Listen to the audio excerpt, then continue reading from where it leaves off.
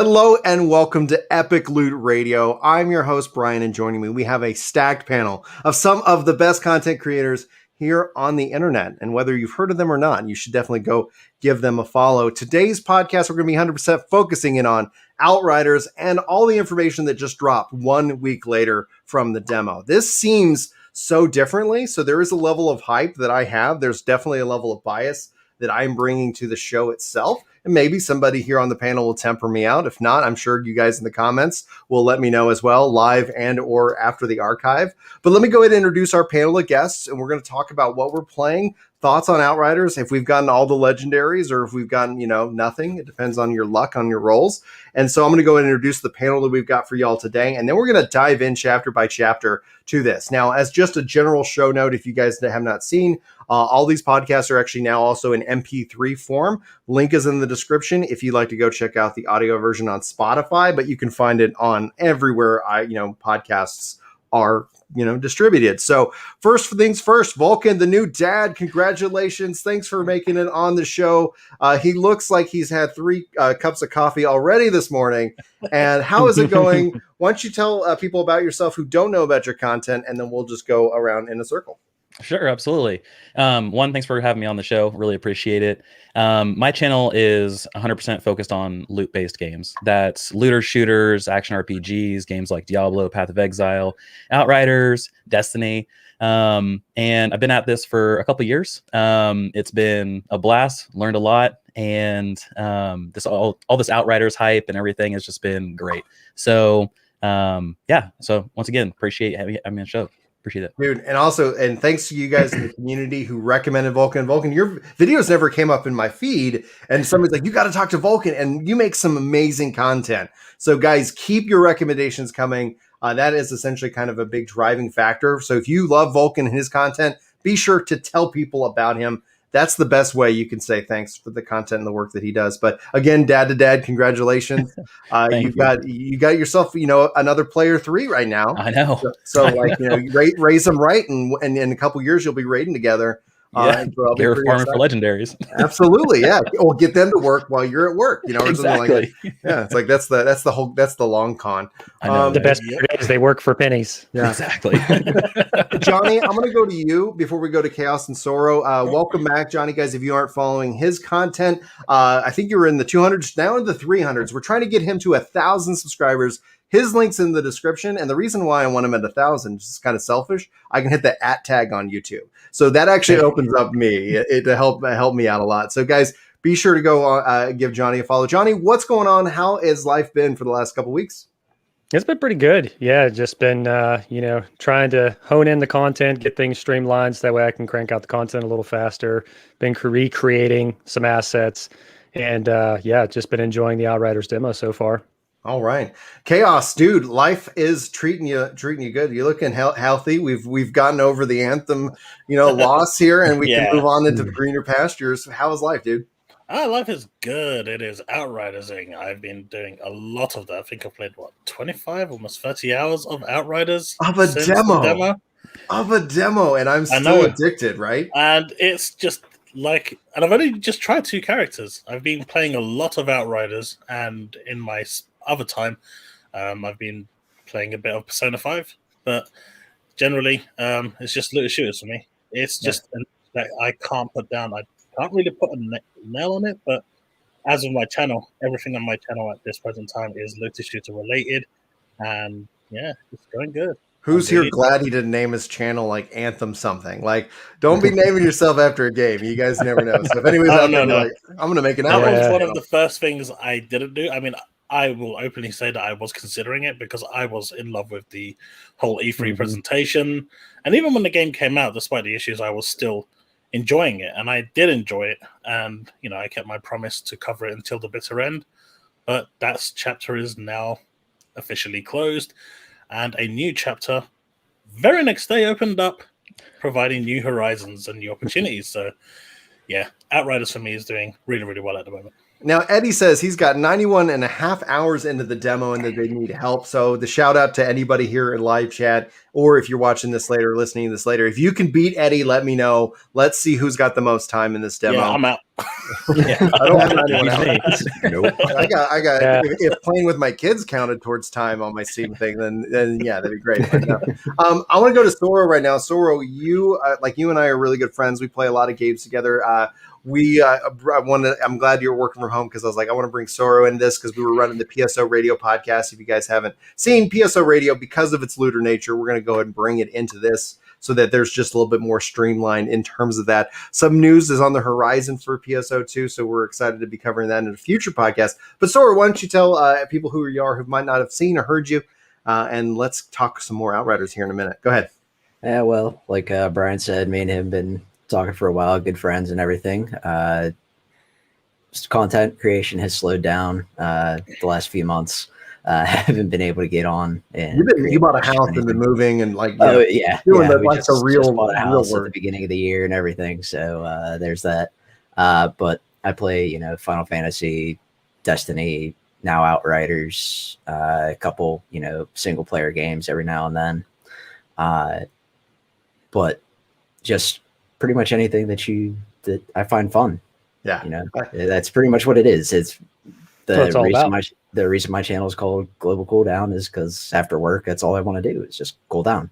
Just relax. It's relax. I like That's all it is. That's all I want my channel to be, and everything is just sitting down, chatting with people, and relaxing. Yeah. So let's go ahead and dive in kind of the first thing. I'm going to go around the horn, talk about what we're playing. Obviously, I think Outriders is going to be a key essential spot, but if there's anything else you guys want to share, but if you're going to focus in on Outriders, I'd love to know what classes, and what's your takeaway. Again, I'm going to start with Vulcan. You're the freshman here on the show right now, but also a veteran of content creation. So hopefully that's not anything that comes off demeaning. No. What have you played in Outriders? What's your takeaway? Did anything shock you? Because I have something shocking for me when it comes to my turn. Go ahead. Sure, yeah. So Outriders, really just playing all the classes, diving in and kind of picking them all apart. I'm still haven't decided on a main yet. I'm still kind of back and forth between Technomancer and Devastator. Okay. And so yeah, I've been playing that and then kind of bouncing outside of Outriders a little bit into Hero Siege, which is just like a pixel art looter kind of Diablo 3-esque type thing. Great game. Mm-hmm. But yeah, so from a shocking perspective, nothing really on Outriders, but I think I have probably just a little bit more of a a view behind the scenes a little bit. So nothing really for me. So I'm interested to hear what you have to say. Okay. Well, I'll come to me here in a second because it's interesting that you've got the Technomancer and the Devastator conversation. We'll talk about that. Chaos, dude, what's going on, man? I've been doing a lot of Outriders for a demo that's probably the most I've ever played a demo. 25 to 30 hours, and I'm still going to jump into it after this, which is crazy. Originally, I started as a Trickster, which I really absolutely loved. And then in my last stream, I was introduced to Devastator, and I will say that it's going to take something special to take me away from the Devastator. Okay. There is just something very special about that class, and I am having an absolute ton of fun with the Devastator. It just doesn't want to go down, and I like that because I just run into everything, no matter what class I am, glass cannon or not. That's just my playstyle, and then I'm usually tanking the floor. With the Devastator, I'm no longer doing that. That's fantastic. Johnny, what about you, dude? I've been playing the Technomancer almost exclusively. Any tricksters? Hold on, Johnny. Any tricksters or any pyromancers? Okay, thank God. I was like, did we just literally stack the panel with trickster, Devastator? Okay, Johnny, continue, please. Go ahead. No, I've been playing exclusively as Technomancer, trying to learn the ins and outs, and I've already got a build video up for the demo, which owns pretty bad. It's pretty badass. I've got my gauze run, of course, after the patch today, which actually it just went out, right? The patch did? Yeah, patches up. Yeah. Yeah. So, this is not the big patch that we'll be covering, but they did a kind of a back end patch. Go ahead. Yeah. So I got that down where I could run gauze in 10 seconds flat, sometimes a little less, sometimes just a little more, depending. But yeah, so I'm already hitting the build, content already, and just been enjoying it, you know. All right, Sora, how about you, man? Thank God you raised your hand on Pyro Trickster. I mean, Pyro I had Techno. Go ahead. Pyro and whoever. Let's go. Welcome to the Real show, professional show,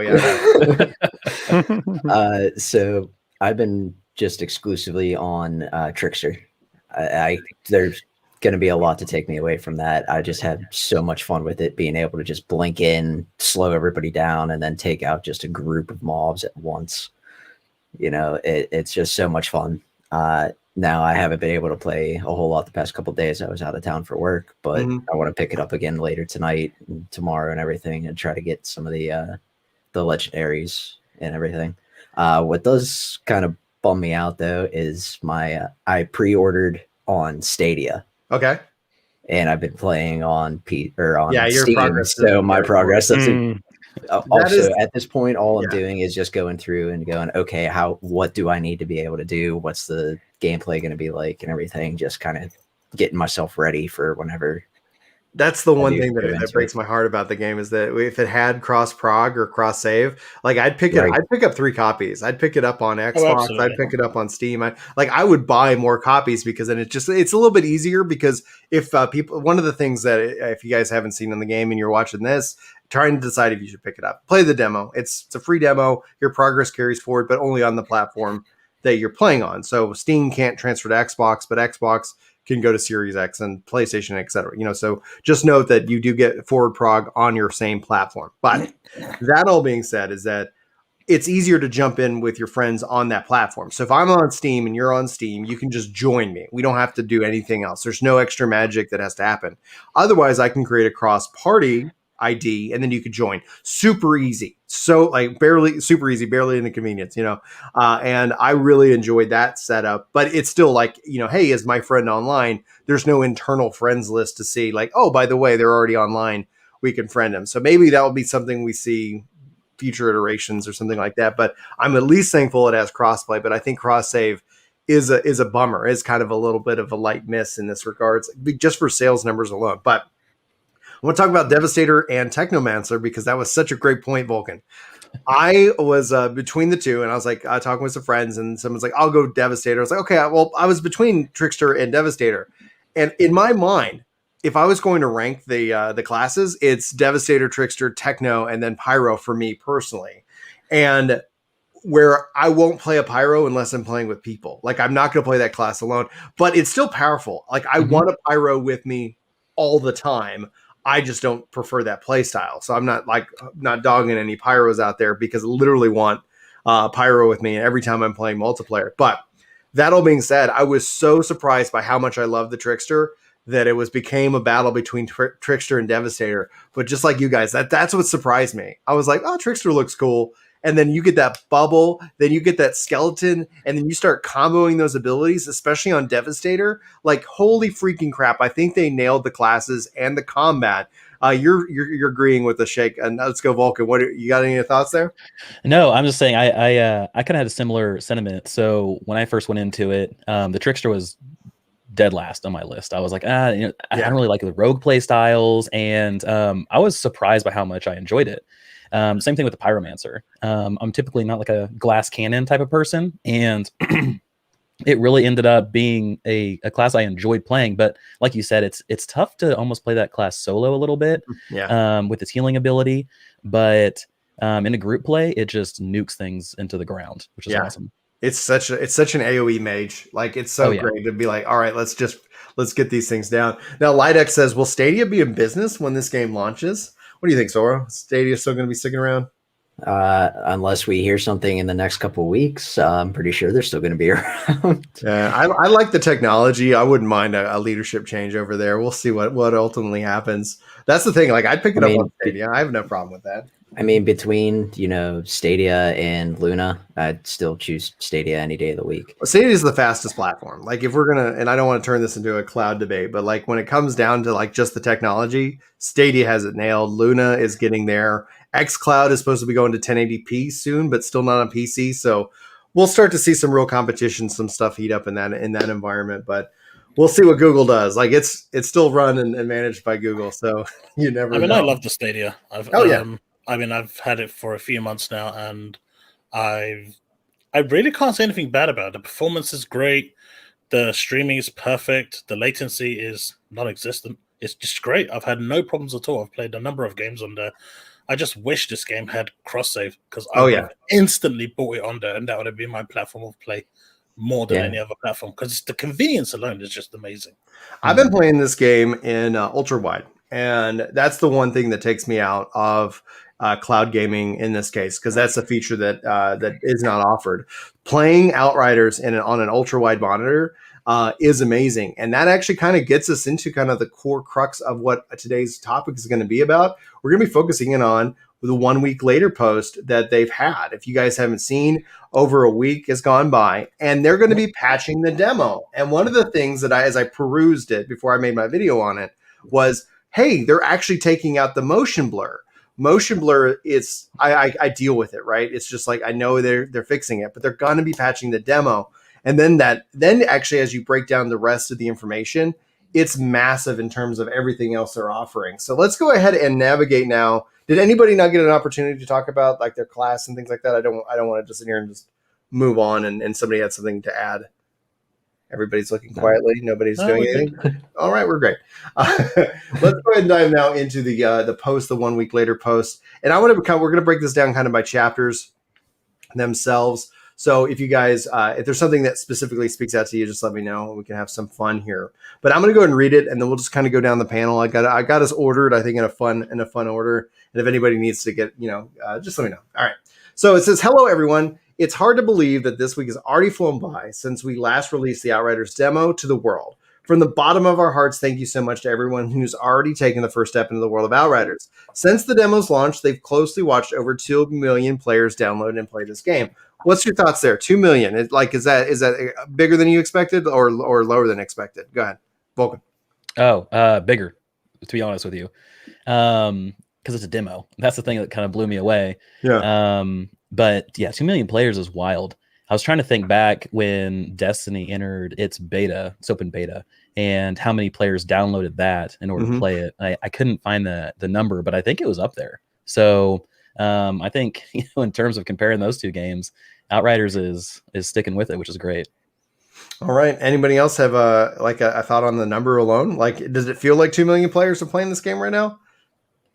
I actually haven't. Go ahead, Chaos. No, I was just going to say, on my friends list on PlayStation, almost everyone is playing it, which is really nice to see. And yeah, 2 million to me is more than I was expecting, considering the recent, fiascos we've had with live service games. I know this isn't a live service game, and they keep saying that. We're going to put quotes around that, though. Yeah. I was expecting a lower number, with just the fact that people wouldn't be as trusting as they were, but over 2 million is really, really healthy. Yeah. The thing that I see a lot, and I don't know if any of you guys have seen it in your videos, people were like, why are people still playing the demo? And then they're surprised that your progress carries forward. And then I think they go back to playing. It's like, oh, okay. Because typically, like, am I just kind of testing it? Let me know when it's ready.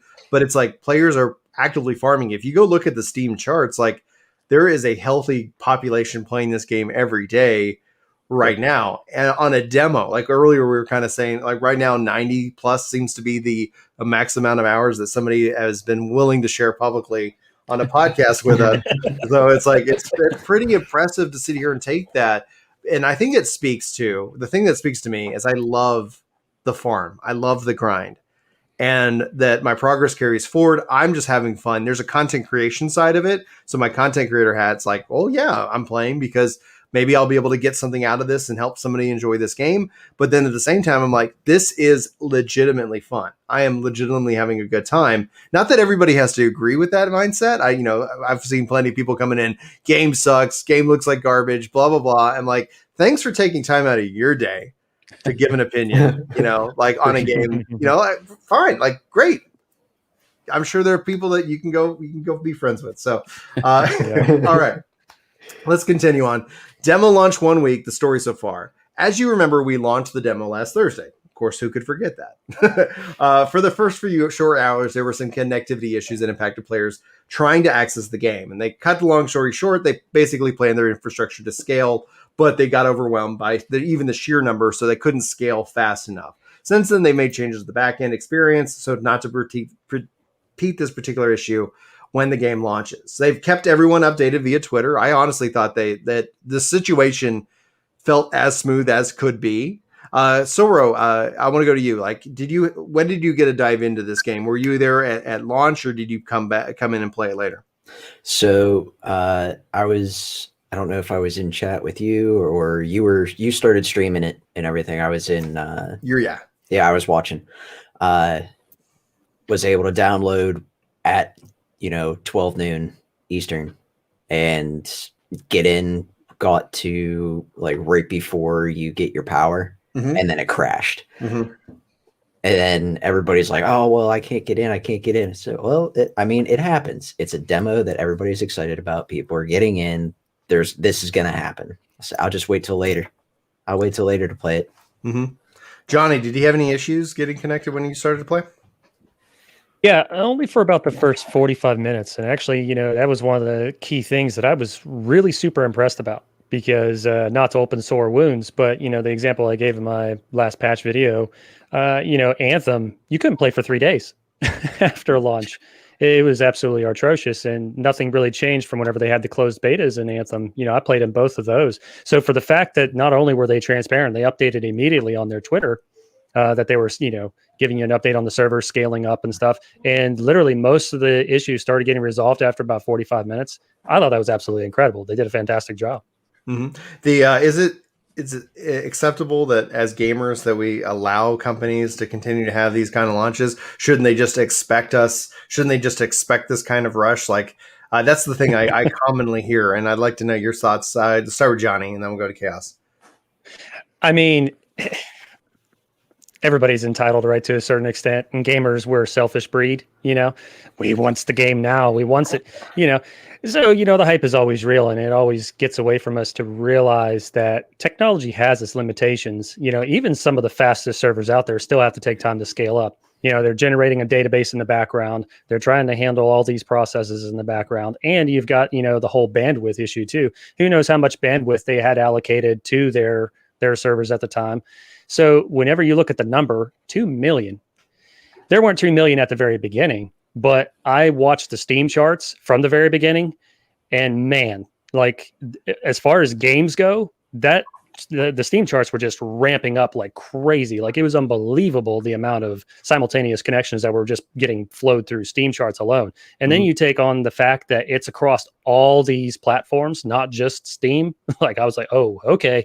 I guarantee you they're bugging out over there on their end. So for the fact that a lot of these issues, at least on PC, the Steam client anyway, got resolved within 45 minutes to an hour, and they really started ramping up. I mean, that was really incredible and a true testament to their technical side of things. Chaos?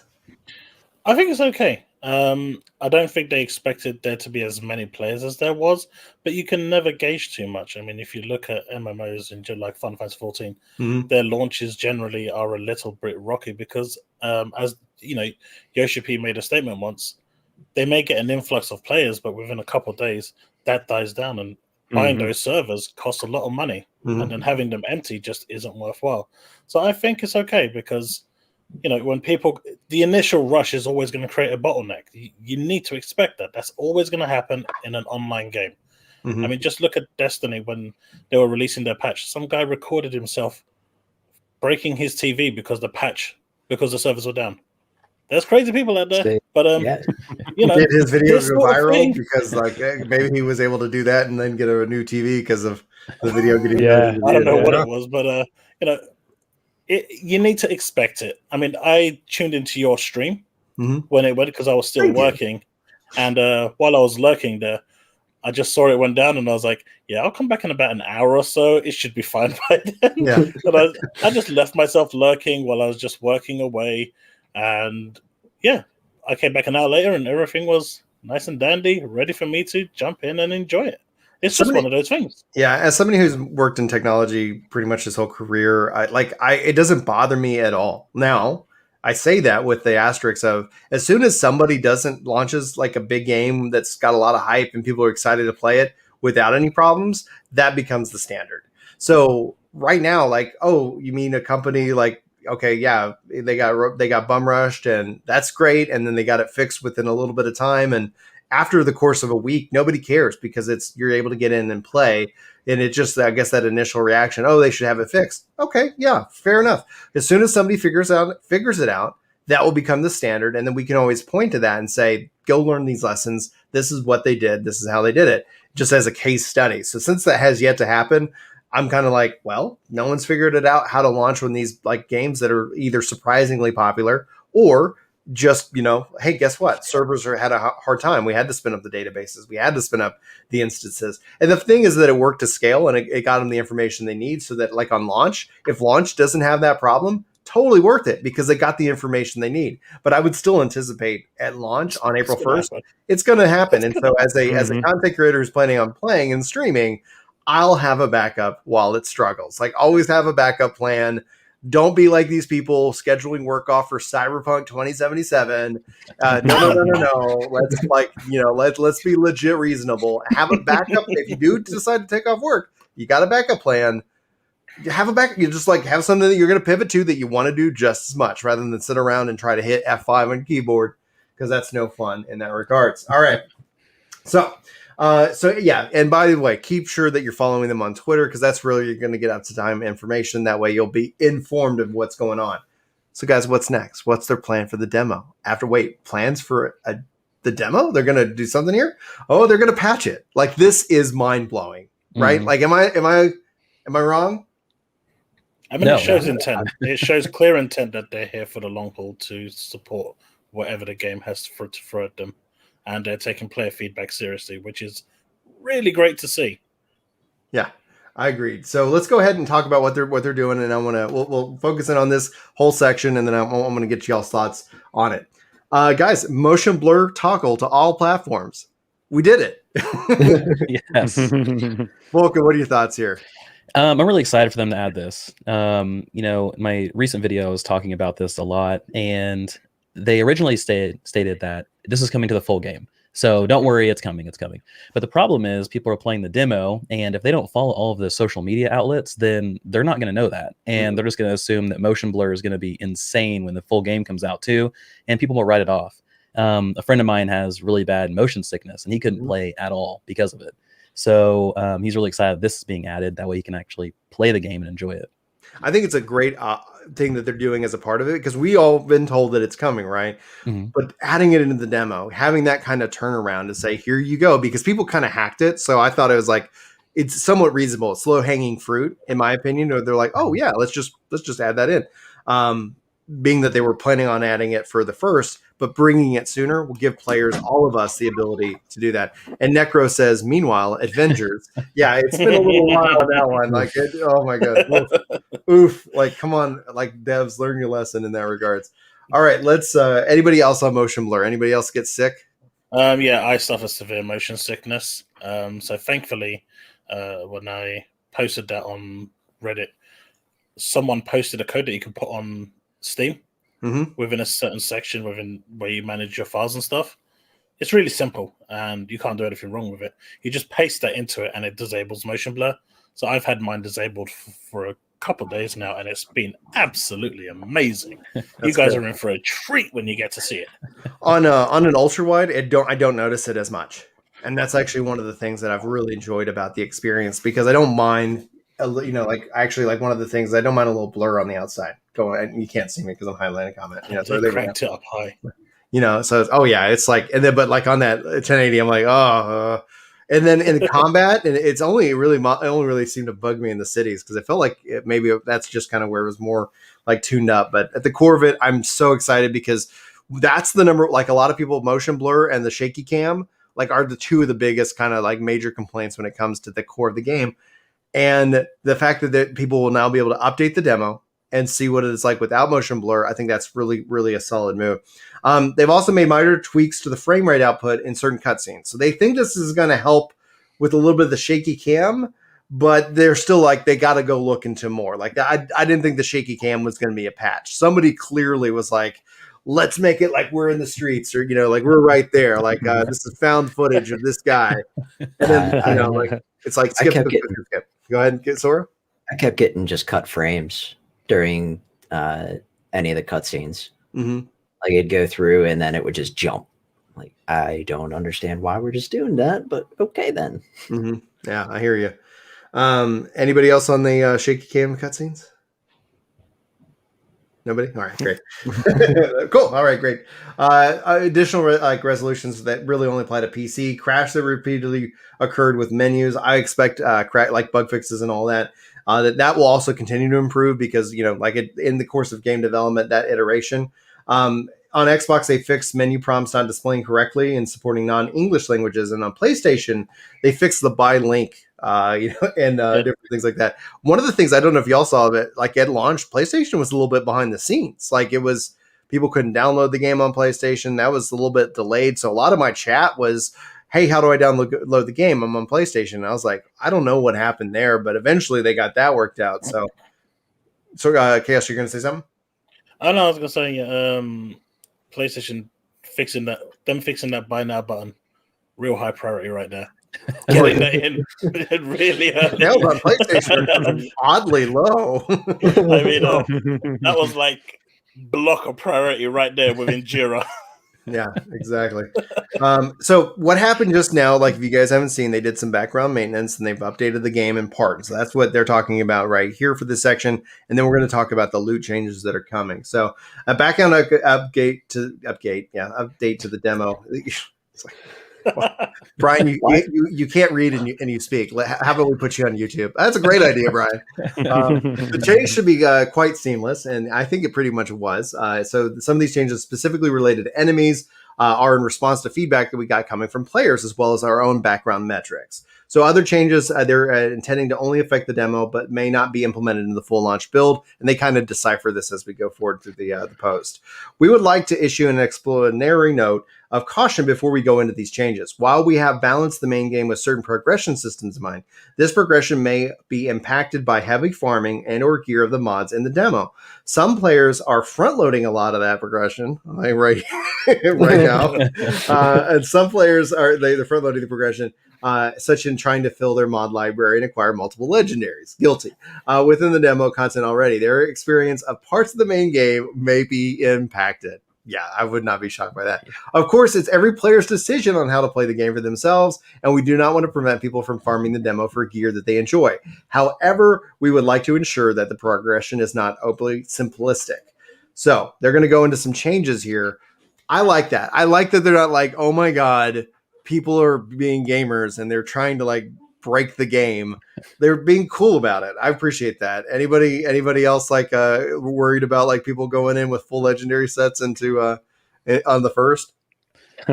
No, in my last video, I thought it was kind of funny. I think it's kind of silly that they didn't expect gamers, or kind of lead to that they didn't expect gamers to be gamers. It's a looter. We all play looters. We're here for the loot. If you're going to tell us that our progression is going to carry over, naturally we're gonna farm. We're gonna farm our little butts off. Mm-hmm. And we found a lot of different breaks, right? Like essentially, when we talk about the theme, about what's changing, like the loot chest, just like constantly just reloading the loot chest, like that in my mind is a little bit not in the spirit of fun and farming, right? You're like, just reset, go to lobby, do the chest. You're not like fighting anything. You're not killing anything. I personally didn't do that. My video really focusing on, hey, everybody's is a chance to drop. If you think about that, it's all about the combat. And so let's talk about now the changes, and then I want to get y'all's thoughts. So we'll focus in on kind of this in three sections. We'll talk about captains first, and then we'll just move down. All right, changes to captains. The captain mob ability Healing Light will have its effectiveness reduced. The captain mob ability Fresh from the Ashes and Phoenix Aura will have their cooldowns increased. And some players were finding it hard to fully kill the captains who would trigger these abilities, making for frustration rather than a challenging but fun encounter. Did they just nerf captains to all get out? What do you think, Vulcan? I don't think so. I think the Healing Light ability is basically like lay on hands from a paladin perspective. So nice. I love that you bring up fantasy. I love it. Go ahead. So if you're not kind of managing your interrupts or anything like that, then you can get down to 1% health, and then they're going to full heal back to 100%. And I can see that being frustrating because this game is very go, go, go, go, go. And having to re-kill the captain multiple times is not fun either.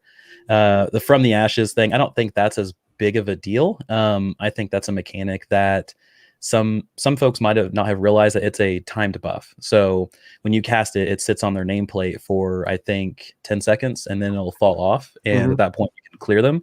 So it's really just kind of get them down 10%, clear some trash mobs, go back, clean them up, and then move on.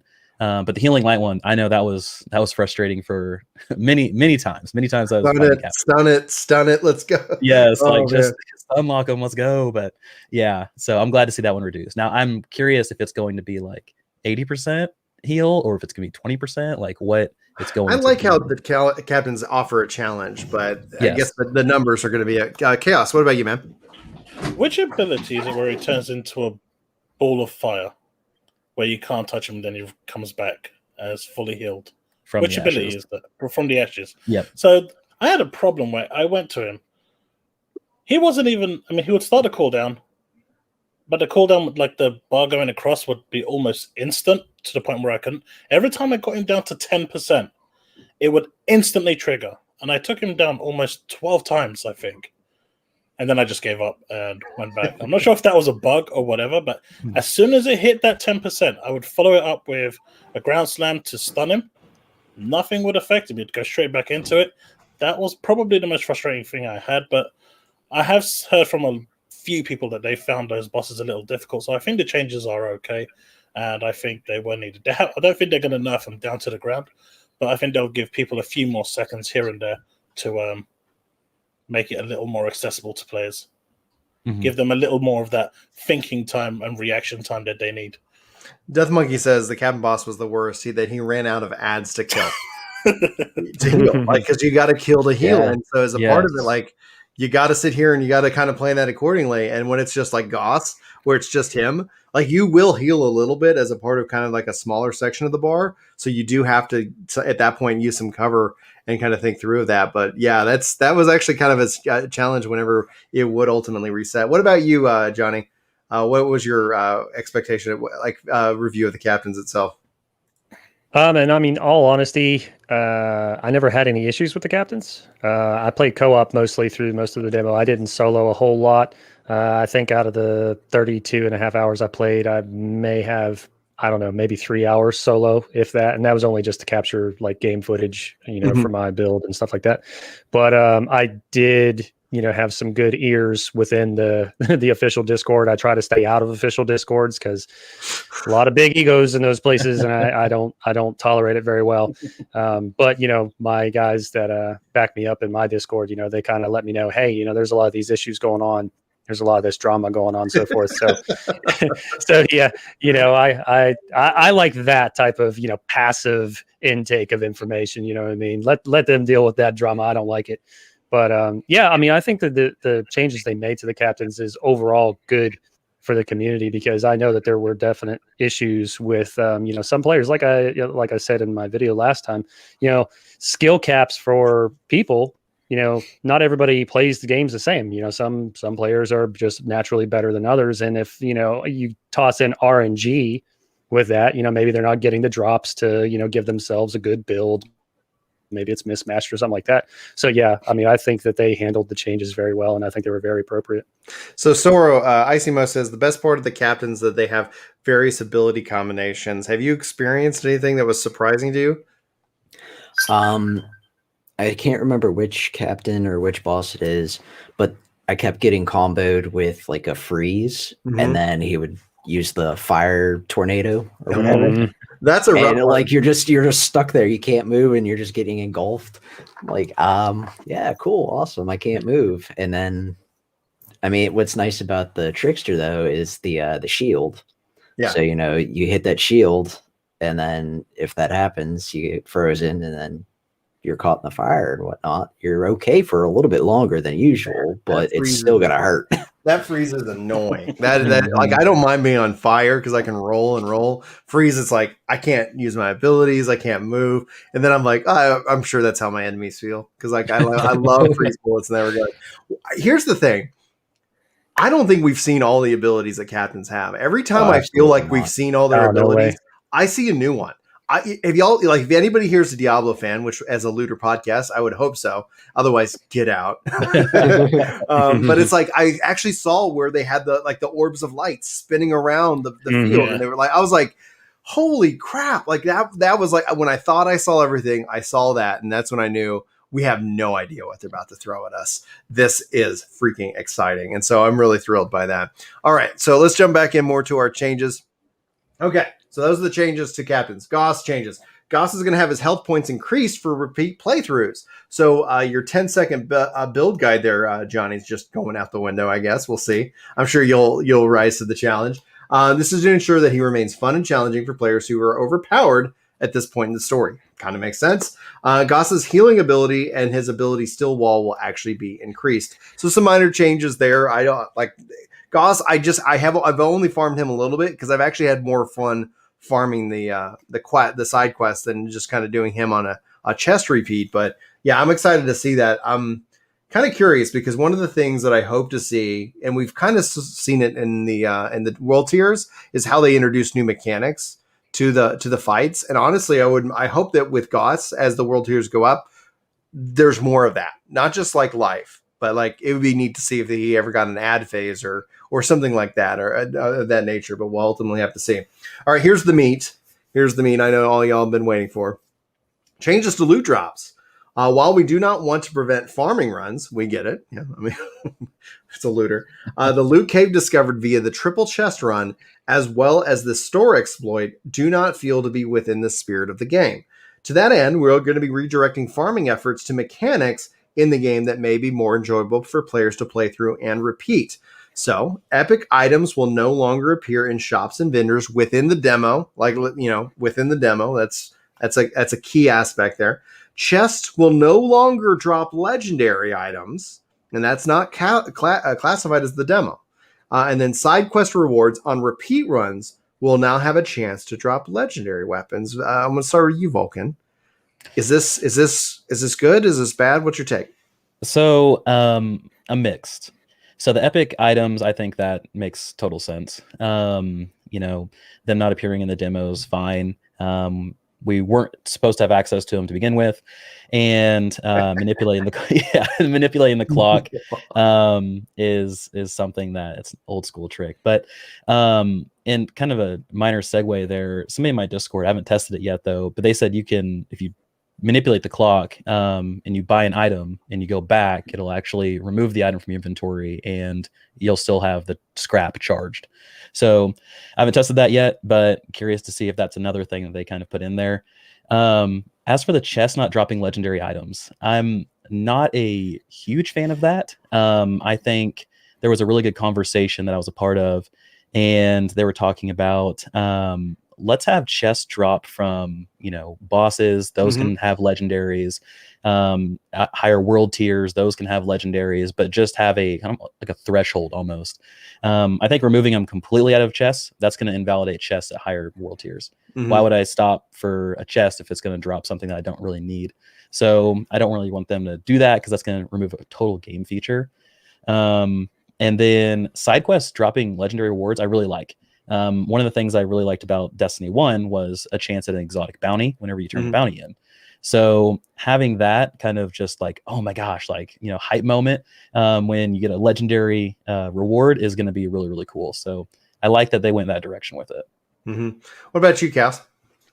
I think the side quest having the actual legendaries is a really good thing. I said this in my video recently as well. It's one of the features that I actually really, really think they did well in actually doing. Removing them from the chests entirely, I think, is the wrong move. It's just going to completely undermine them. But they have said on Twitter that this is something they're looking into as a long-term thing to try and find a solution, because they don't themselves believe completely and utterly removing it is the right solution. But they also don't want people to just farm them all day and get legendaries that way. They want people to earn their legendaries through actual gaming mechanics, the fun way. So it should come back at some point, but probably with a really, really low drop rate to make it worthwhile. Epics from the vendors, I think that's fine. I've got no problem with that. It's a demo. We weren't supposed to have access to it anyway. But yeah, I think the side quest rewards is great. I think that should have been there from the very beginning. Really not sure why it wasn't. Removing them completely from the chests, as in for the entire game for the time being, I think is a knee-jerk reaction for them just to get a handle on the thing and decide how they want to go forward with it. And I'm okay with that. They've openly come out and said that this is what they're doing. This is where they're at right now. They are looking into ways to reintegrate it. And, that level of transparency, I'm okay with, because they just haven't just said, we're removing it, and that's the end of that. Johnny. The thing that I found probably the most interesting out of it all was you can get legendaries in the demo, but now you can't even get epics. I thought it was kind of weird that a legendary could drop from any mob or any chest to begin with, but yet you couldn't get epics.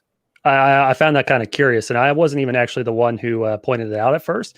It was actually my buddy Trent, who's actually hanging out in the chat. He's the one that actually pointed that out. He's like, it makes no sense that you can get legendaries, but you can't get epics. And then it was like maybe the very next day, that's whenever somebody posted on the official Discord that, hey, they pop up in vendors. So I find it curious that they would make changes to the legendaries in the demo, but then just remove epics entirely. Why not just remove legendaries entirely and just, make epics or something like that, but yeah, I think they could have given epics the exact same treatment, like give you a chance for them to drop from the same side quests, but to remove them entirely, but leave legendaries in there, it almost doesn't make any sense. And I would be actually curious to see a statement from them as to why they made the decision that they did to do it that way. You know what I mean? Yeah. I want to come back to that because I have a thought, but Sora and then Chaos. Honestly, I don't have any problems with it at all because I'm switching from Steam to Stadia, so it doesn't matter to me. He's losing all his progress. His point isn't valid. But I get what they're trying to do, where they're coming from with it. They don't want everybody to be super maxed out whenever the game actually launches, which makes sense for the length and the life of the game. Yes. So. Yeah, so what I was going to say was, with legendaries, the drop rates from those chests or from the bosses are extremely low. Mm-hmm. However, the epics, which are supposed to drop from World Tier 6 or 7, I believe, according to the devs, if they were to drop now, would have a much higher drop rate, especially if they were going to integrate them into World Tier 5. Mm-hmm. So you'd expect to see a lot more of them. And like Sorrow just said, it's a way of just gating us so we're not over-leveling within the demo. At least that's the way I see the thinking process behind not putting epics, because having you all blue going into the demo, I mean, you're going to be drowning in epics anyway by the time once the game comes out, but it's just them just trying to curb the process. At least they're not curbing the XP, right? It doesn't sound like they're messing anything with the XP. But to speak on that note, like talking about the drop rate of the legendaries, because I'm glad you brought that up, because that was going to be my thought, is that I honestly hope legendaries are insanely rare. Like I want them to be as rare as they are now, because I think that's going to make them really exciting to get. And when it comes down to the power, even in all blues, I feel powerful. Those mods change the way you play. They change how you approach. Like when we talked earlier about like our impressions, like once I got in the weapon that you're seeing me use right here on my Technomancer is Thunderbird. And it completely changed the way I played Technomancer, because I can actually be a little bit more aggressive and upfront and personal, as opposed to like typically wanting to play Technomancer at a range, especially with their abilities and the different options they have. So a legendary can change the way you completely play your class. I feel like, and that's the most exciting thing. And that means just like how, Johnny's putting out builds, I'm sure we're all going to be putting out different build videos and more like that. Be sure to go sub to these guys as just kind of a show check-in. Be sure to go in the links of this video. Go check out their content if you don't follow them already. Also, like check-in, guys. Random, 5 million likes on this, and I'll shave my head on stream. So just as a reminder, thank you guys for your support. So that being that they have that impact, and the being that the blues with their mods, with epics and their mods, like I don't think anybody's going to be sitting here saying I can't play this game at a high level if I don't have a legendary. I want legendaries to be just that holy crap moment. I can't believe I've got that. I've got that weapon now. And just because that's what keeps me going in. I actually don't feel bad when I don't get a legendary. I'm not opening that chest and I'm not killing that mob going, this sucks. I'm like, I'm having fun playing the game. And oh my God. And then you have those OMG moments where it's like, it's really impressive. And so that's honestly what I hope to see them carry forward. And then being that weapons and all this stuff upgrades by you inserting it, I think takes a little bit of that sting off of RNG. If you can continue to feed your gear and your weapons and stuff like that, every drop ultimately has a value, and they're just going to range in your value. And if you're having fun game to play moment, that ultimately is the real takeaway winner there. All right. So I do agree on the chess thing. I think there has to be a solution. I think the solution that people have come up with now, like what people are doing now, doesn't live into the fun, right? It's you're just resetting and opening chess. Like, okay, you're just going to the store buying scratch off lottery tickets and you keep losing. But like if you're actually playing the game and having fun, moving the rewards, it seems like from the chest into side quests. There's no reason to turn in that side quest right now, and the next week turning in that side quest could reward you a legendary. I think that brings value back into the side quest in a way that's acting as a boss chest, right? Like I kill the boss and now I go collect the chest from the person who has that original side quest. I like that. What I would love to see, and I didn't see them here saying, can I just auto skip and accept the quest, please? Because the accept, let's go run quest. Like that in and of itself is going to be the meme that Outriders is going to produce. Like, welcome to the Outriders game. This is what you're going to see. Lots of awesome action and someone needs to clip that. They really need to clip that. We're on YouTube. You can't clip that. Oh, YouTube. The it's kind of they're kind of like the Cinderella story of YouTube of streaming. You almost have it right. And then it's midnight, and then we reset it. So, all right.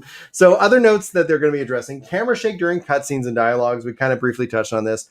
This is not something that we want to be able to address fully for the demo. It kind of makes sense to me personally, but we are aware of the desire from players seeing the shaking reduced. They believe removing the 30 frames per second restriction during these scenes will actually help reduce the impact of camera movement, but they're going to continue to investigate what's going to be done. Basically, translation: not in time for the full release of the game.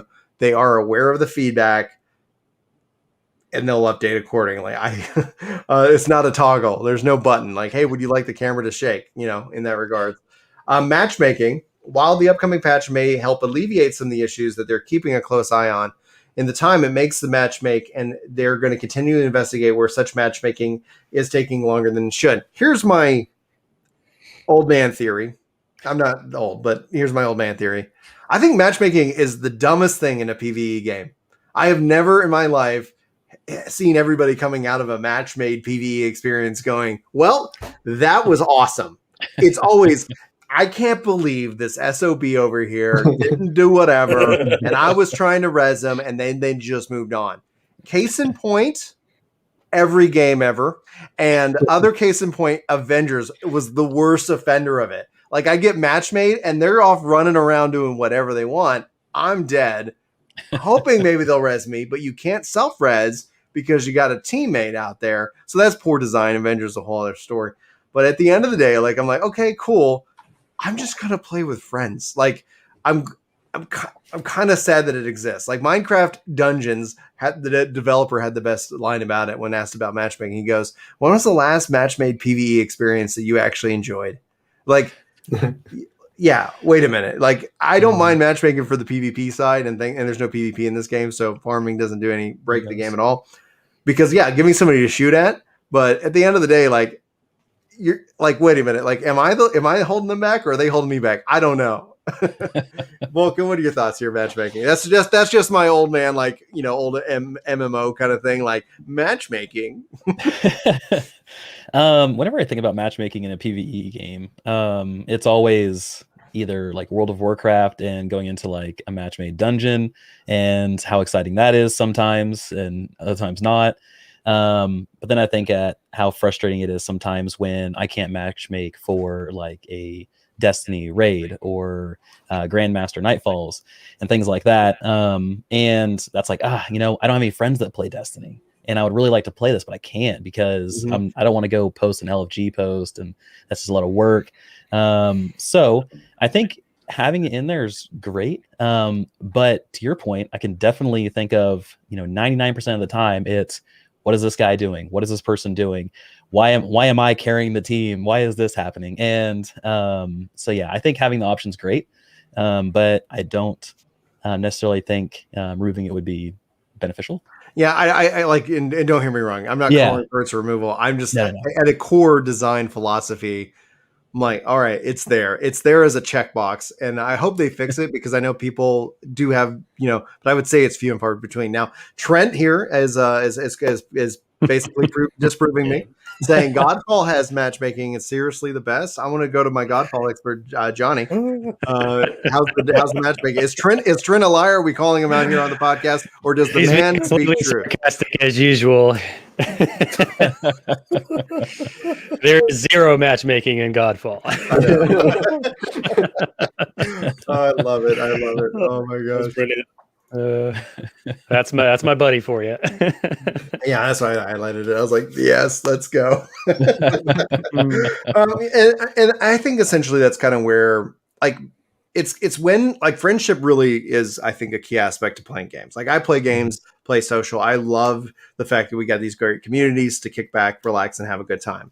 To highlight that, I think friendship is usually formed when people are usually moving in the same direction. So finding somebody who's got the same goals as you, especially with, like, in a video game, ends up being a greater fit. So you do have that. And matchmaking is an easy way to start that kind of light introduction. It's kind of that icebreaker situation where if you find somebody who's like, man, that's a really good player, let's see about teaming up again. That's where that becomes the exception. But I think it is the rule rather than the exception is when you have that good experience. And so ideally, if you're able to find people that you can play with, and the fact that this has cross play, well, I think will allow friends to be like, especially if you become friends after big game launches, like, oh, you're a PlayStation player, I'm an Xbox player. Screw you. like anyway, that's all pointless crap anyway. But the idea that it's like y'all can just jump in and play this game. Oh, you like Outriders? I like Outriders. We should team up.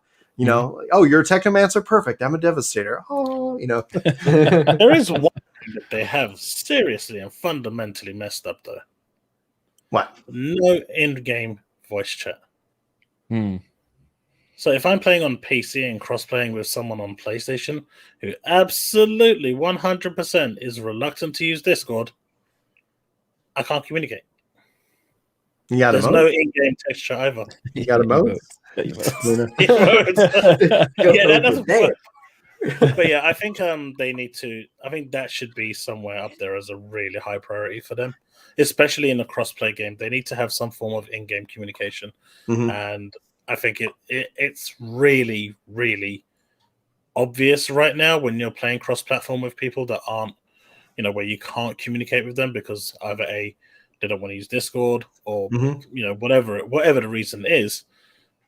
It's a problem, and I really hope they find a solution for it because it can hurt crossplay. It can hurt crossplay.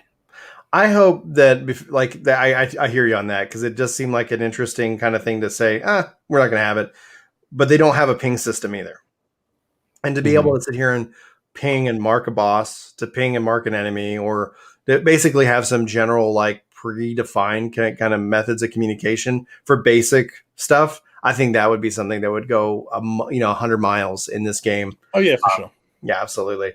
So it's a weird choice. Yeah, to not have that with crossplay. I think essentially that's kind of where devs get to look at it. And I'm not going to say that it's lazy. It's just like, are we going to compete with Discord now? Like, yeah, there might be somebody who's like, oh, I'm not going to use that.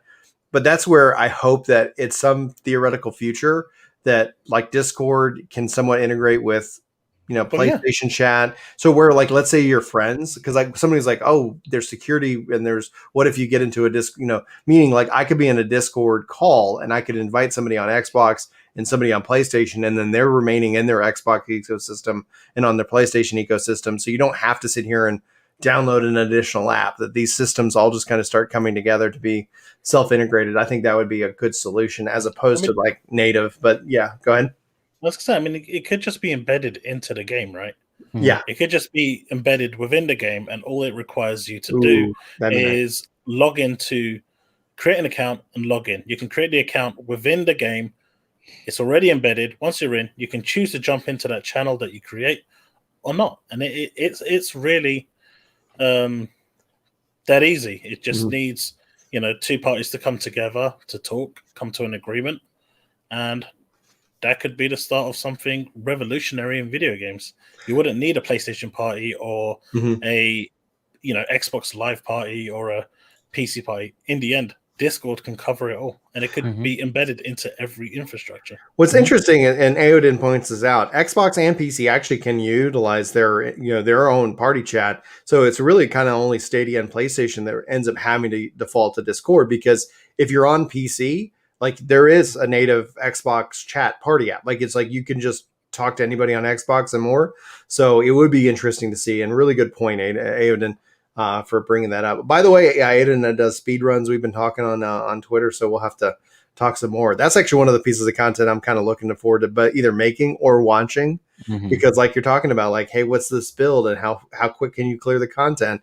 It's going to be. I think it's going to be kind of a fun spring for us and for this game. All right, let's go ahead, and I want to move into kind of the cover system, because I see also chat talking about it as well. Since the demo's launch, we've been paying special attention to all player feedback and have since been reading discussions about the cover system in Outriders. While it's not something that we will be able to fix within the demo at this time, the main game will not only include a slew of bug fixes for many of the cover locations, but will also address a fix for a handful of systematic issues that are currently affecting the cover mechanic on a global level. Soro, is this game a cover game, or is this game a chaos game? What do you think? I mean, I utilize the cover whenever I can. You're a coward. Hey, when I gotta wait for my cooldowns to be ready again, yeah, I'm gonna hide behind some cover. But I also have noticed that certain covers, like wooden barricades or anything like that, if you're sitting behind it, they can actually be shut apart. Yeah. Which is really cool. I like that. It's like, yeah, okay, it's a barricade, it's cover, but it's not something that's going to last you. So keep on moving, which I enjoy. That's a lot of fun. I can't just sit there for 10 minutes in the same, there's a sawhorse sitting there that's technically cover and it's indestructible. Nah, it doesn't work that way. You got to get behind something else or just push on forward. Johnny, any thoughts? I mean, it depends on what I'm playing with. I've been actually really enjoying Rog's Gaze. I just put a video out on it yesterday. I do utilize cover for that, maybe about a quarter of the time, but most of the time I'm still running and gunning a lot. But yeah, I mean, with my other build, using the Iron Maiden mod, I don't use cover at all. I just unleash hell basically, and just build my shields, generate my health, and I'm good to go. As long as I got something to shoot, I'm staying alive. Chaos, does this solve any, or does this alleviate any concerns? Are you a cover mechanic man, or are you talking about Devastator earlier? So, what are your thoughts? Me, I don't go into cover much at all, which is why I'm probably always dead. But no, I prefer to just run about and just shoot things with my shotgun and refill my health. The game is designed for that. It encourages that, and I'm grateful for that mechanic, because it's nice for a game to say, we don't want you to go into cover. It's there, but just go kill stuff, because that's how you're going to stay alive. And I'm okay with it. And the fact that you can go into cover, the fact that they gave you the ability, I think is a nice touch, because every once in a while you kind of need to. But okay, yeah, that's it. So Vulcan, did you run into any issues with the cover system as it's implemented, or like does this note speak to you? Yeah, so the cover system, I'm kind of like a hybrid, right? I'll use it if I need to for Technomancer or things like that. But anything else, it's just freight train, just murder train running through stuff. I find the enemies are oddly accurate, and I appreciate that. Oh my god, yeah. Yeah, so it's like you come out of cover, you're getting hit. Go, please continue. But from a cover perspective, yeah. So I'm hoping some of the things they fix are rounding corners, making that a little bit more easy, because right now it's brutal to try to round corners on cover. Some of the cover is not. You can't dive into that cover. For some reason, that object is not a cover, oriented object, I guess. So I'm hoping a lot of that stuff gets fixed, because there's been a lot of videos where it's like, hey, I can dive into cover right here, but I can't here. And then there's some issues when it comes to actually getting into cover for animation canceling. If you're reloading and you're trying to get in there, it won't work. So hopefully all that stuff gets fixed. But at the end of the day, it's not a cover game. So just run through stuff, blow stuff up. That's the funniest thing about the PR marketing. Every time I'm hiding, you're just kind of like, all right, gonna get a little bit of life. Let my cooldown reset. I'm like, I keep in my mind. I'm like, I'm a filthy coward. Exactly. I'm such a coward. Seth Stone says, "What's this cover thing you guys keep talking about? It's all about rushing in. Screw that, lol." Hey, so absolutely. If it's there and it's a game mechanic, I will use it. Take advantage. It is something that people called out, like watching other content creators and people saying like, hey, this is supposed to be a cover shooter, right? I'm not able to stick to this. And so there's obviously some bugs that it looks like they're addressing. And then essentially, I think when the light switch moment happens with this game for them is when they're like, it's not about cover. Cover's not for us. It's for the enemies. That's for them to hide behind. And our job is to find ways to get and disrupt that and then just utterly destroy them. All right, so a couple of items here. Items disappearing. This issue that they're treating very seriously. I've seen some people, thankfully it has not happened to me, but I've heard stories from people within the community talking about like, yeah, I got this legendary and then I logged in and it was gone. It's like how utterly like frustrating that is. Now they say in the spirit of transparency, while they do not have a system in place that can automatically restore an affected player's complete inventory, our teams are nevertheless working hard to see what may be possible in the future. Once they've identified and resolved the underlying cause for the issue, as well as further investigate the feasibility of a restoration system, they will provide the community with an update to try and get affected players back on their feet. So they're aware of the issue. They do not have a solution to the issue. And unfortunately, if you get bit by it, it's a matter of wait. Now, as long as they are able to deliver on that, on a restoration system or being able to kind of help players out in that regards, I think ultimately they'll be good for the health of the game in the long term, because if they ever want to do some kind of event, who knows what they'll end up doing. But the ability to sit here and say, hey, by the way, we sent you guys in the mail something, and like, hey, go have fun. And everybody can be excited about like that if they ever do that. But I'm happy that they're aware of it. It's important that they talk about it here. Anybody have any thoughts? Anybody get bit by having a piece of item disappear? I haven't been bit by it yet, and I hope I don't. And for anyone that has been, it sucks. However, I am absolutely loving the transparency here. They could have sat on this. They could have kind of just, tried to give the whole PR speech, but they haven't. They've come out and said, look, this is a problem. We don't have a fix for it. We are trying to find a problem, what it is. And they have applied a fix for one of the other bugs where you lose items, where you lose connection during a transition. And that's apparently going to be fixed. But there are other issues. But I really like the fact that they're just coming out and putting their hands up saying, we know this is an issue and we don't have a problem for it. They're not just staying quiet about it.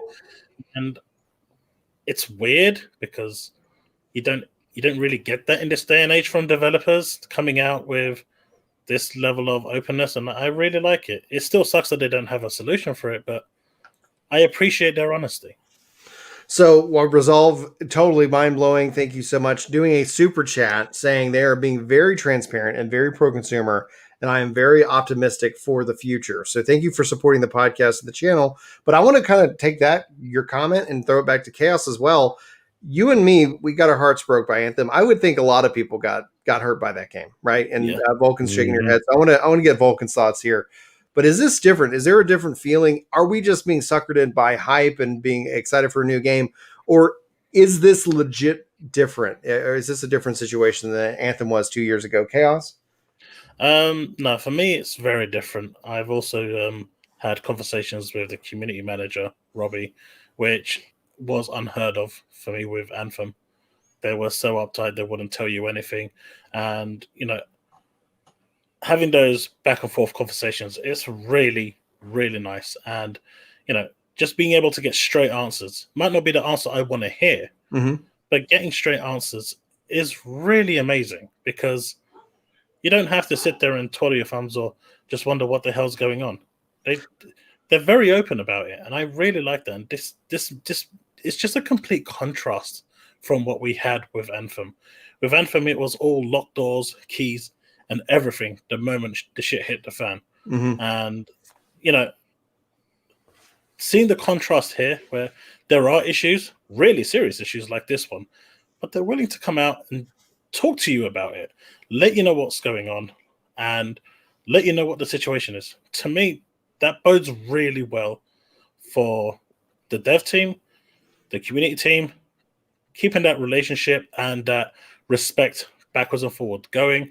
And it also, makes you want to support what they're doing more because they're in it with you rather than just for the money. Mhm. Even though they are in it for the money, of course, but they're in it with you, and I like that. Vulcan, what are your thoughts? Yeah, I mean, Chaos, I think you hit the nail on the head. This is very different from Anthem. Anthem was really we're keeping everything close to the chest. A lot of kind of contradictory answers when we asked questions about it. And it was almost like, pulling teeth when we were just trying to get some basic stuff.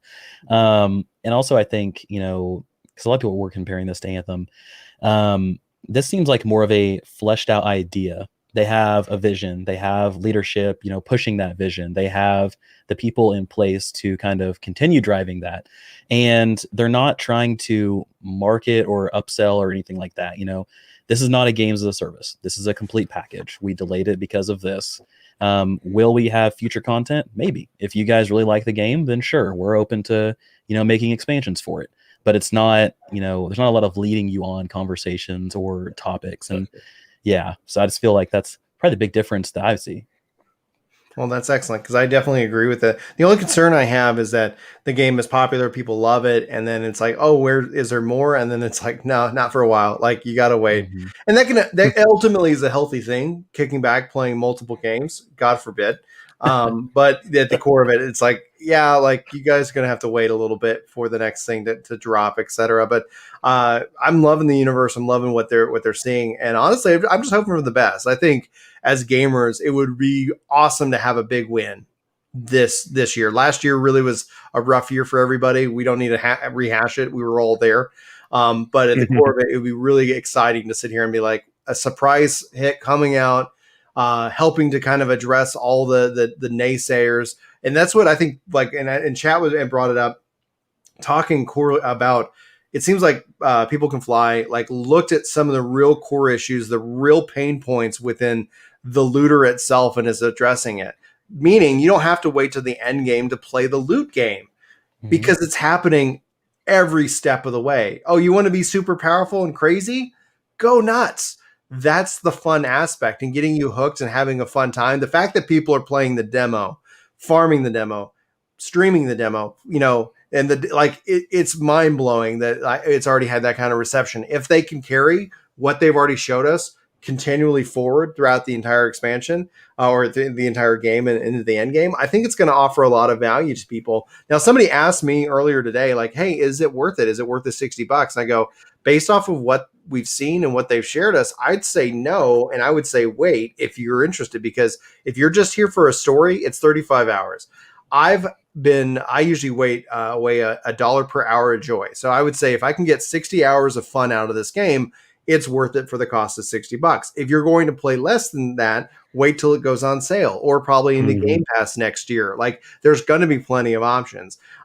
Everybody's got their own value of definition of worth. You got to have to find your own. I play these kind of games like crazy. I've spent $0 and I've already gotten halfway there. Right. So as soon as the game's out, I only have to beat the story for me to get the value of the cost of it. But that's just at its core principle. Does anybody want to weigh in on what we're on this discussion? Johnny and Sora, I don't want to exclude you from it. Go ahead.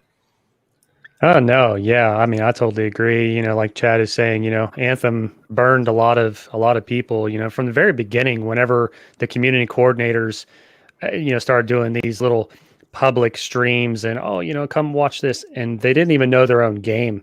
Mm-hmm. They didn't know their own game at all.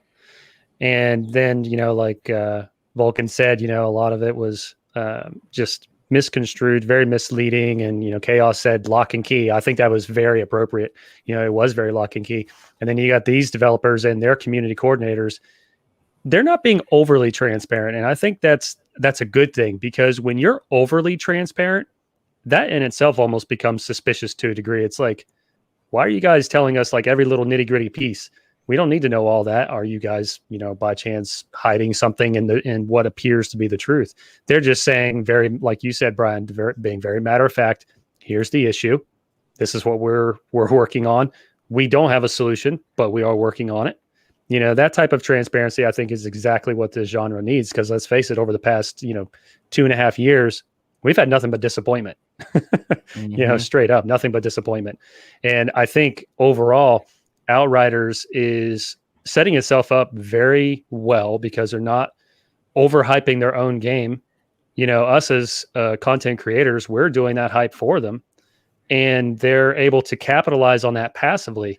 And Outriders is shaping up to be a game that really, based off of just the demo downloads, and I was talking about this last night in my Discord, they've got 2 million demo downloads, right? Across all platforms. Even if they only get half of those as pre-orders, that's $60 a pre-order at 1 million pre-orders. So they're already setting themselves up. Right now, they're, the little jingle bells are going off in their heads saying, hey, we got a good game. And they're probably already starting to move forward with plans for a DLC, almost guaranteed. If they're not, that's just silly. Zoro. So I do really appreciate them being this transparent, because I'd rather them be this transparent and tell us the nitty gritty about, hey, we're fixing this. We know this is an issue. We know this, instead of later on it becoming an even bigger issue. And then everybody going, oh, this game's crap because they didn't fix this when they should have. Yeah. It's like they're telling us ahead of time what the issue is, so we don't come out later and say, no, don't like it anymore because you didn't fix it. Mm-hmm. The principle here is that when the foundation is rotten, it's really hard to recover and build on that. It feels like right now, every bug and thing, and it's like that's kind of more quality of life. I don't feel like the loot sucks. I don't feel like the gameplay sucks. I don't feel like the ability to jump in and have crossplay sucks. Like all of that is like, okay, here's the litmus test. You passed. Then it's about kind of refining some of those edges. Like, okay, turns out people like don't like, watching the same cutscene over and over, like some of those things that just kind of say, hey, let's remove, like, I'm fine with the fact that it has a story. If you don't like the story, I don't care. Like, it's like, I'm going to enjoy the story. I want to know more about the world and the characters. And then once I have that, then it's going to be like, how can we gamify? How can we have fun? How can we remove obstacles to play and enjoy the game itself? And so at the core of it, I'm excited. That's one of the reasons why I've been following this game for well over a year, while I'm excited that so many people are coming and checking it out for the first time, and that the demo carries on. The demo is not this one-time early pre-order beta basic, like whatever. It's like, hey, and then here in a month, let's say if only 1 million people get the game still is up. People are having fun. People are playing it. We're talking about it. Hey, and the thing that all of us here can say to any of our friends is go check out the demo. Because if you don't like that, you're not going to like the rest of it. But if you do like that, we can then be able to share what the rest of it is. Because I can't sit here and tell you if we're going to like Endgame. Endgame could be garbage. We could all be sitting here like, woo, they missed hard on that. Well, $30 game sounds like a great experience. But we can't say that just yet. So we'll ultimately have to wait and see. Now, final thing on the show before we wrap up, try to keep these around an hour and a half. We're coming right up on the high end cap here. Cheating at players using obvious exploits. We're aware a handful of players are using third-party software to alter the game files and save data in their favor. Shocker. While we cannot go into details in order to not give such players insight into their systems, we would like to assure regular players that we are able to identify cheaters with relative ease via our backend system, and that their actions should not affect your regular playing or your co-op experience. I don't know how they would. It's like if in a PvP game, that would be a real scary thing. In a PvE focused game, someone goes off and cheats. Okay, like you're not hurting me. Am I wrong about that? What do y'all think? I disagree. Okay, go ahead. Yeah. Because let's say you're playing the game normally, you've geared yourself up, you're playing the game as it's naturally intended, and then I come along with my 10 million DPS shotgun and go, oh, look at that great boss. Bang. You didn't see a single mechanic. It's just dead. And I've just got a 1-kill shot on everything. That would ruin your experience. But what if you earn that experience? Like, what's the difference between you cheating and getting that experience and you earning that experience and coming into the same thing? You can actually make it more powerful outside of what the game is intended. Oh, okay. So yeah, okay, gotcha. I hadn't really looked too much into the cheats. The only one that I tested out was the setting your clock forward to reset the vendor, because it's like, there are ways where you can actually make yourself a hell of a lot more powerful than the game intends. Mhm. And we've seen this in the Division as well, where you were doing 33 million headshots and 50 million headshots when you wasn't intended to do that. So people were just taking out bosses in one hit. And to me, power dupe. that was really impacting my experience, because I want to experience the game the way it's supposed to be experienced. I'm not there for the speed run. I want the full experience. I want to see those mechanics. I want to see those interactions. But if someone comes in and does something like that, that can ruin your experience. And I think there's a fine line between it. If it's just them having better gear and moving on, whatever. But if it gets to the point where they can one-shot things, then that's not natural to the game. Then that's a problem. At least that's my opinion. Yeah. Anybody got a follow-up? Yeah. My opinion on it is not that I disagree with you, because I see both sides of it. I can just remove you from the thing. I see both sides of it, but me, I tend to be very much on the legal side of things. You're dealing with somebody's intellectual property, and there's a lot of man hours and a lot of jobs that went into manipulating the code and creating the game that we're supposed to be enjoying. So when someone is using a trainer and they're injecting their own code and modifying the game files, you're theoretically, not theoretically, you are breaking the law. You're violating copyright laws galore. And, to take the whole aspect of ruining somebody else's gameplay out of it, you're breaking the law, period. So it's wrong, and we're not talking about people that are using macros or anything like that, because macros are non-invasive. We're talking about the invasive the programs, the trainers, which have been used for years. Mm-hmm. And, there's actually been litigation. If I remember correctly, I think Square Enix several years ago brought litigation against several individuals because they were, modifying game files for a game and actually farming the currency for that game and then selling it on the market, and people were buying it. So it's a very heavy legal issue, and I'm completely against using trainers. I think it's ridiculous. And, I think it was on day number 2 or 3 after the launch of Outriders demo, I stumbled across a video where some numbskull got on there and was accusing everybody that got a legendary of using a trainer. And he's like recording it on his phone of him using a trainer. And meanwhile, literally the night before, I got a legendary, my very first legendary, on stream. And it's like, you're really going to accuse the whole community, those of us who are playing legitimately, and you're going to accuse us of using a trainer whenever you yourself are using a trainer? it was a positive. It just blew my mind. I'm like, and that was whenever I actually became aware. I was like, man, like people are still doing this. Like, what the heck? It to me is just appalling to use a trainer. I think it's just ridiculous. And I hope they severely get punished, but that's just me. I'm kind of vindictive like that. Johnny's calling for street justice, everyone. Now, No, I want to jump to Soru, but I want to kind of highlight Aiden's comment here saying, I think hacking is unacceptable at all. In terms of PvE, if they end up adding any kind of in-game leaderboard like speedrun boards, they ruin it. Soru, what do you think? Yeah. Mm-hmm. I do agree with that. And I appreciate that that Square and Outriders and everything, they have, their legal system. They have some way to catch these people doing this, right? With that in place, I'm going to play the way I want to play. Mm-hmm. If taking a shot in the dark to not get caught cheating and everything is the way that you want to play, that's on you. That has nothing to do with me.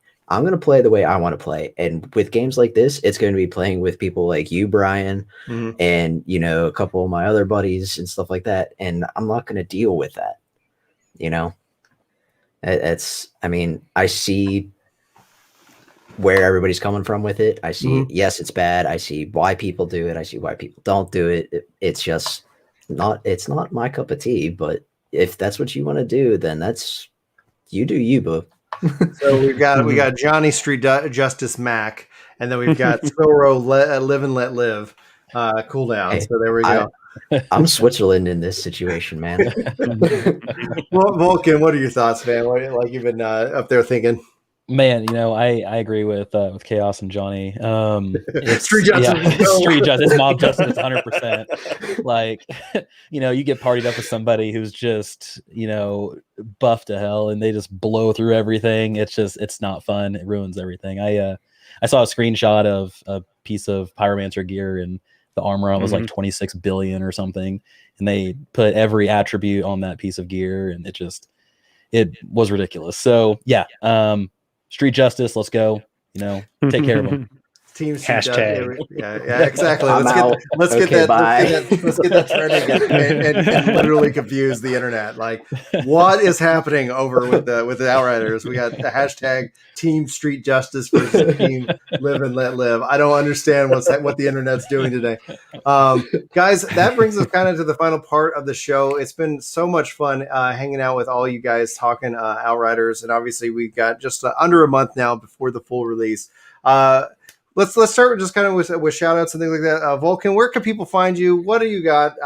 Tell people where they can go and subscribe and support you and your content. Sure, absolutely. So most of my content is on my YouTube channel, Vulcan ARPG.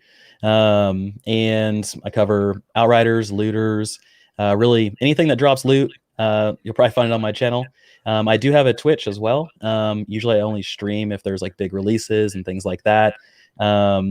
A little bit harder with a newborn, but you just gotta get the bouncer and just kind of like play and go. Yeah. Just put him in the swing over here. Yeah, exactly. Special appearance. But yeah, so YouTube channel, and I really appreciate being on the show, and it's been awesome getting to talk to everybody. Chaos, how about you? Yeah, I generally cover looter shooters, have been for a number of years now. I'm currently heavily covering Outriders, as well as a couple of other looter shooters on the side. You can find me on YouTube at Chaos Prime ZYT, and you can also find me on Twitter at Chaos Prime Z. But yeah, Johnny. I've just been doing Outriders. You can find my content. I specialize a lot in builds. I'll be doing news, tips, tricks, all that good stuff over at youtube.com/C/Johnny Mac Games. I also do streaming as well, as often as I possibly can. Unfortunately, working a lot. I work crazy hours. A lot of times I got to get up at 3 a.m. So I can't be up super late at night a lot of times, but I do try as often as I can. And just been hanging out on YouTube trying to get that content out there. Now, before I let Sora speak, DN21 Constellation here. We got to get him on. I like him. He's a great content creator hanging out in chat. Thanks for stopping by. I'll message you later, man. Thanks for coming out. But if you guys are interested, click his link. Soro, you're up, man. Where can people find you, and what kind of content you make? So I'm gonna start getting back into live streaming again after the move. After adulting since the end of last year. Finally have a little bit of time to get back down and live stream back over on Twitch. Very small channel. Not a lot of people watching, but that's okay. I understand. You can find me at global_cooldown over on Twitch. Really just streaming whatever I feel like playing that day, be it Outriders, Final Fantasy, Destiny, PSO2, or any myriad of anything else, really. He's a gamer, guys. He's a gamer. He's a good guy. I like him a lot. And then for me, you're in the right spot. Thanks, guys. Like we said at the top of the show, we now have the podcast that's going out in MP3 form. So if you guys are interested, links will be all in the description. Links are all in the description for all these guys and these amazing content. So rather than follow me, I would really appreciate if you haven't followed these guys, go give them a shot. They're really what makes being a part of this community really spectacular. Again, Vulcan, congratulations on being a dad. Really couldn't be happier for you. It's awesome, especially when they start grabbing for the controller and they become your own personal modifiers to games. Like, well, I was doing great, but we decided to call an audible and somebody fell down. So it is what it is. Lots of cool stuff coming out. I did Death Monkey talking about New World, and yeah, I plan on covering that because I'm hopeful as always. I'm always rooting for games to crush and come out. And more. Is anybody here else interested in New World? Because we could probably do a show just on that. We got one. Vulcan, I knew I liked you. Yeah, but Johnny, all right. Hell yeah. We got Chaos. We converted. Why not? I'll give it a go. Well, I'm a sucker for a good MMO. 5 dungeons coming out. We got a 5-man squad. We should do something about there we that. go. August 31st, guys, on that. So anyway, thanks everybody for tuning in for the live show, whether you're watching live with us or you're watching later on on demand or whatever we call videos here later on YouTube. But for Epic Loot Radio, my name is Brian. You have just been informed our opinions, and we appreciate it if you hit that like button, that subscribe button, that share button, and share the content out with all those that you love. We love you very much. We'll see you soon.